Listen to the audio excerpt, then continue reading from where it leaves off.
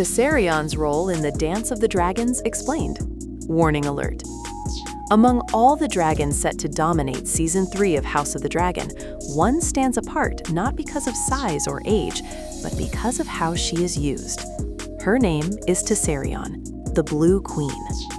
She is not the largest dragon in the dance. She is not the most feared, but she may be the most important. Because Tessarion does not represent chaos, she represents control. And in a war defined by excess, rage, and vengeance, control is the most dangerous weapon of all. The dragon that changes the war. The Dance of the Dragons begins as a war of legitimacy. Who has the rightful claim to the Iron Throne? But by the time Tessarion enters the conflict, that question no longer matters. What matters is who can still fight. Tessarion's role in the dance is not to terrify the realm like Vhagar or inspire loyalty like Syrax. Her role is far more strategic. She accelerates the war. Once Tessarion is unleashed, battles stop being symbolic and start becoming decisive. Who rides Tessarion and why it matters?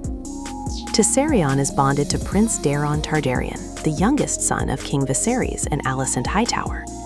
Unlike Aegon and Aemond, Daeron has remained largely unseen, and that is intentional. In Fire and Blood, Daeron is described as courteous, intelligent, and disciplined.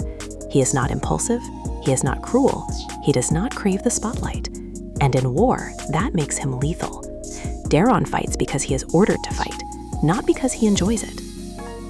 This mentality shapes how Tessarion is used. Where Aemond and Vhagar dominate through terror, Daeron and Tessarion dominate through execution. Tessarion, design, fire, and purpose. Visually, Tessarion is unlike any dragon seen before. Her scales shimmer in deep cobalt blue. Her wings catch the light like steel. And most striking of all, her dragonfire burns blue. This is not just a stylistic choice. Blue flame suggests extreme heat, precision, and intensity.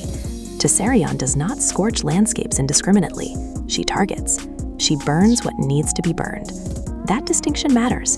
Tessarion is fast, agile, and young enough to maneuver quickly, but old enough to survive battle. She is the perfect dragon for coordinated warfare. She does not dominate the sky alone. She works with armies. The Battle of the Honeywine. Dragon warfare evolves. Tessarion's first major impact on the dance comes at the Battle of the Honeywine. This is where dragons stop being symbols and become tools. Rather than annihilating everything in sight, Tessarion supports the Green Army. She breaks enemy formations, targets leadership, and shatters morale. The battle is won not through fear, but efficiency. This moment changes the entire conflict. For the first time, the Blacks realize something terrifying.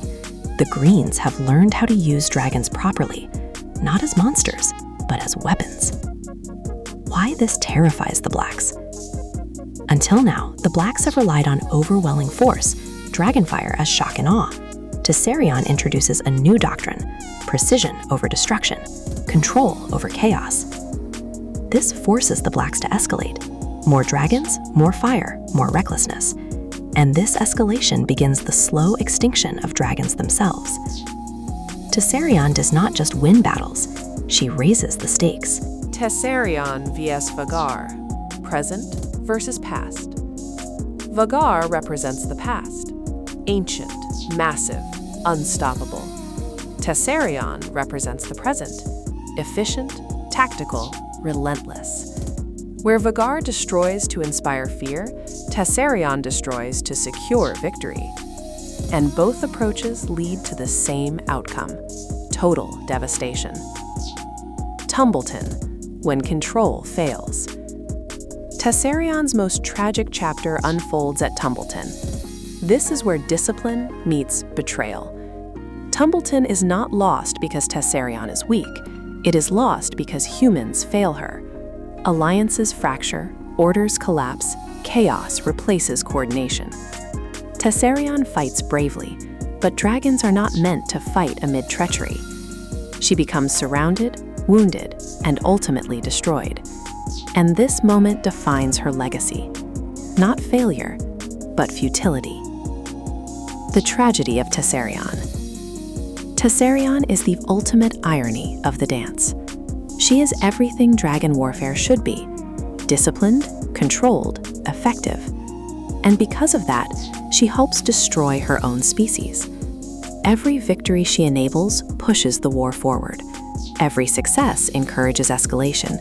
Every escalation brings more dragons into battle, until there are none left. Tessarion does not die because she is reckless. She dies because she is used correctly in an incorrect war. What Tessarion symbolizes?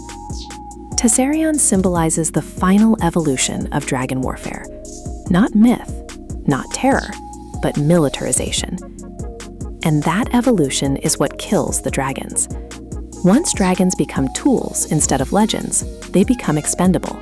And once they are expendable, they are doomed. Season 3, and why Tessarion matters so much. Season 3 of House of the Dragon will show us dragons at their peak, and Tessarion represents that peak. She is the moment where the dance becomes unstoppable. After her introduction, there is no turning back.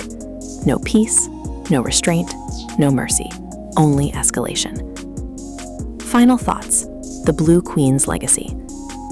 Tessarion is not remembered as the strongest dragon. She is remembered as the most effective. And in Westeros, effectiveness is often more dangerous than power. When the Blue Queen takes flight, she does not announce doom with thunder. She delivers it quietly, efficiently, relentlessly. And in doing so, she helps end the Age of Dragons forever. That is Tessarion's true role in the Dance of the Dragons. Not to burn Westeros, but to prove that once dragons are used like weapons, there is no future left for them.